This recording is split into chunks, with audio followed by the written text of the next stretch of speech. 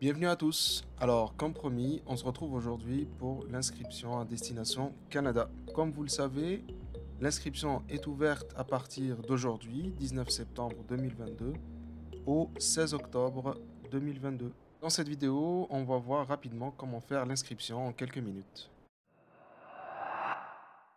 Alors, la première des choses à faire, c'est de se rendre sur ce lien que je vous mets dans la description de la vidéo. Donc, une fois que vous allez dans cette page, vous voyez que Destination Canada cette année, ce sera en présentiel à Paris et à Rabat, au Maroc, et aussi en ligne. Donc, suivant là où vous êtes, là où vous pouvez vous rendre, vous pouvez choisir l'une de ces dates, soit en présentiel, soit à distance. Donc, la première des choses à faire, c'est d'aller cliquer sur Participer comme visiteur. Vous tombez sur cette page, participer comme visiteur, on vous explique comment ça va se passer et qu'est-ce qu'il va y avoir.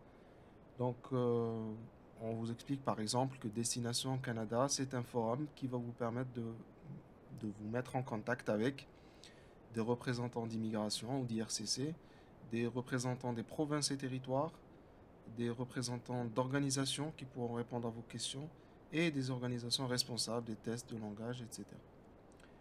Donc, vous cliquez sur inscription comme visiteur et de là, vous commencez directement votre inscription. Donc, vous choisissez en premier lieu, je m'inscris comme visiteur, bien sûr.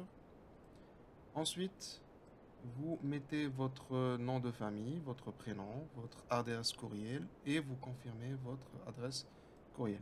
Donc, faites très attention à ne pas faire d'erreur dans votre mail, même en le répétant. Ensuite, vous mettez bien sûr votre date de naissance, votre nationalité, ainsi que votre pays de résidence avec le code postal et la ville. Donc ça vous concerne vous en tant que personne. Alors ensuite, on va vous poser des questions bien sûr sur votre état actuel.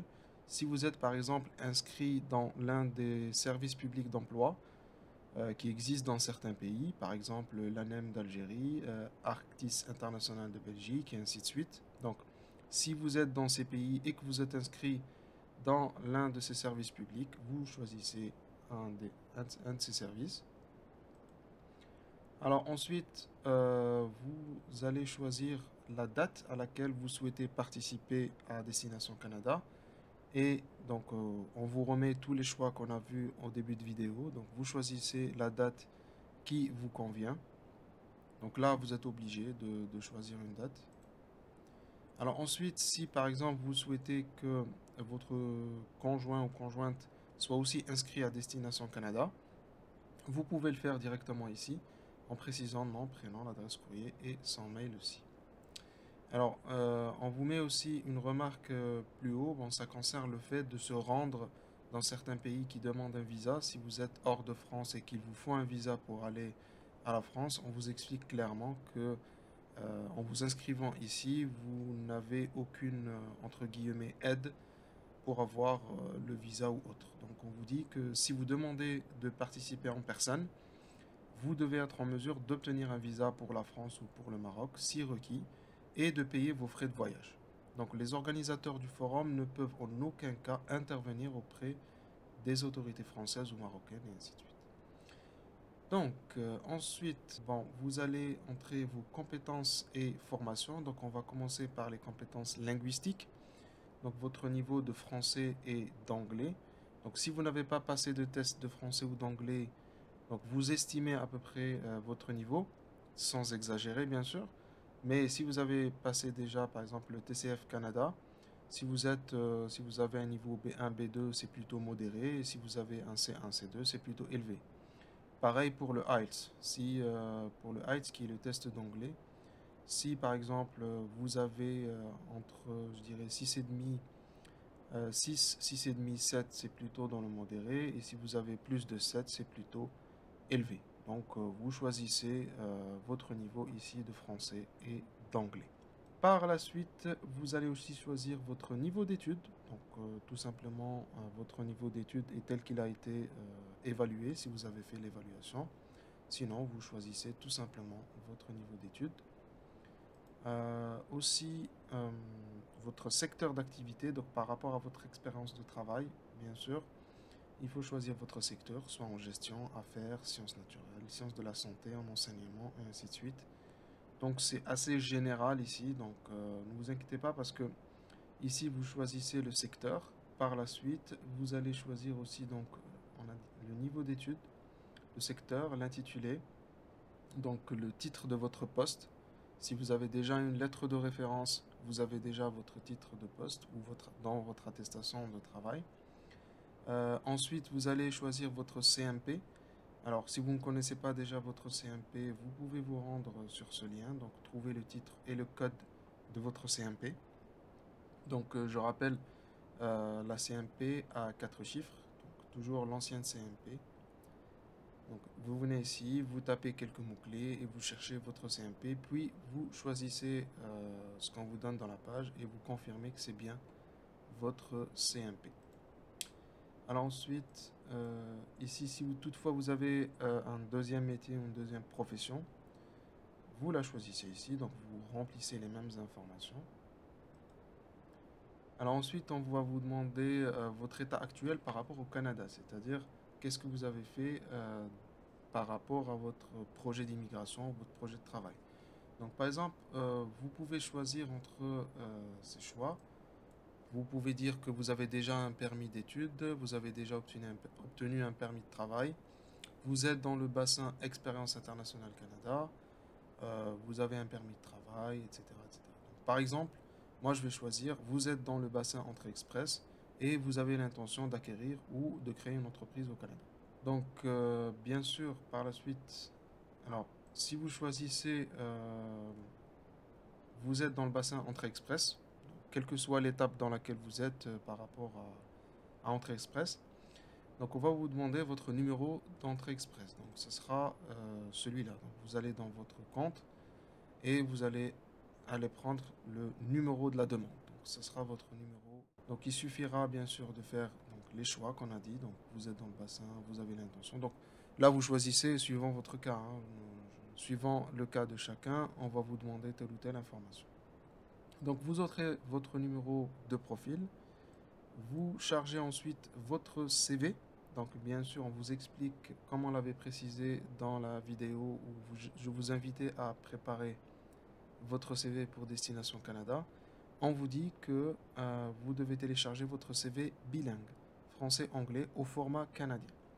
Vous pouvez cliquer sur ce lien pour voir le format dont il parle en un seul document PDF, donc de maximum 5 mégas. Donc évitez que votre CV fasse 4, 5 ou 6 pages, d'accord. Un CV, pour résumer, un CV au format canadien, ça va être déjà un CV bilingue, on va retrouver la partie française et en anglais. Et le CV en lui-même, si on prend par exemple seulement celui du français, ben, ça sera sur 1 ou 2 pages, avec vos expériences de travail, vos compétences et vos expériences diverses telles que le bénévolat ou autres. Et bien sûr, pas de photos et écrit de façon très simple et très lisible. Voilà, donc ensuite, vous cliquez sur soumettre. Donc si tout se passe bien, s'il n'y a pas d'erreur, vous allez tomber sur cette page où il y a écrit Thank you for your registration. Thank you for registration. Vous pouvez confirmer que vous êtes bien inscrit en cliquant sur se connecter. Ok. Donc si vous cliquez sur se connecter, on va vous demander d'entrer votre mail. Donc en aucun cas, pour éviter toute tentative de fraude ou autre, évitez de donner votre mail ou celui que vous utilisez pour Destination Canada. Car il suffit d'avoir le mail pour pouvoir entrer dans votre compte et modifier certaines informations. Donc si vous essayez de mettre votre email ici et de cliquer sur s'identifier, vous allez voir ça. Donc vous allez revoir en fait toutes les informations que vous avez entrées. Ok? Vous allez pouvoir vérifier que tout ce que vous avez entré est correct. D'accord. Alors, je vous dis ici que vous avez besoin simplement de votre mail pour pouvoir entrer pour le moment. Parce qu'une fois que vous avez fini votre inscription, que vous avez vérifié, donc on va vous envoyer un email. Et dans cet email, on va vous dire que On va vous confirmer que vous avez bien enregistré votre demande à participer à Destination Canada. Donc, on vous dit aussi que vous pouvez encore modifier et changer à la date que vous souhaitez, mais que si votre demande de participation est retenue, vous recevez une invitation par courrier pour participer en personne ou en ligne à la date que vous avez choisie.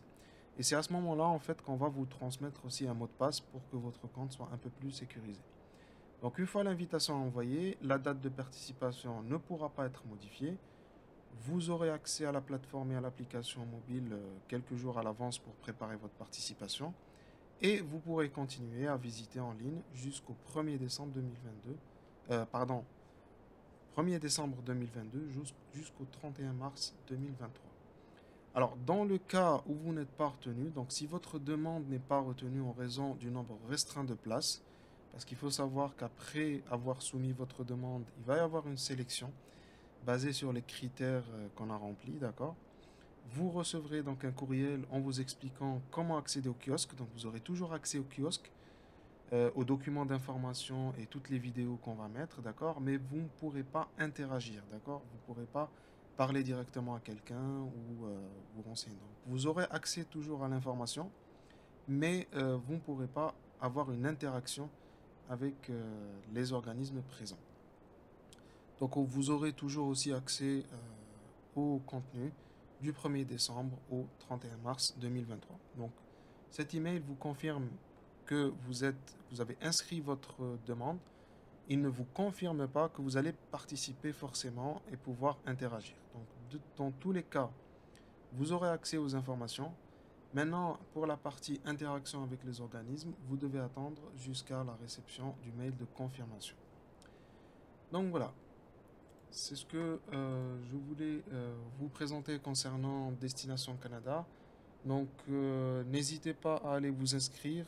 Ça peut être la porte d'entrée pour trouver soit un emploi, soit comprendre quelque chose que vous n'avez pas encore compris dans votre procédure d'immigration ou autre. Donc allez vite vous inscrire. Je vous laisse le lien dans la description de la vidéo. Et encore une fois, si vous avez des questions, n'hésitez pas à les poser dans les commentaires. Quant à moi, je vous dis à la prochaine vidéo et bon courage à tous.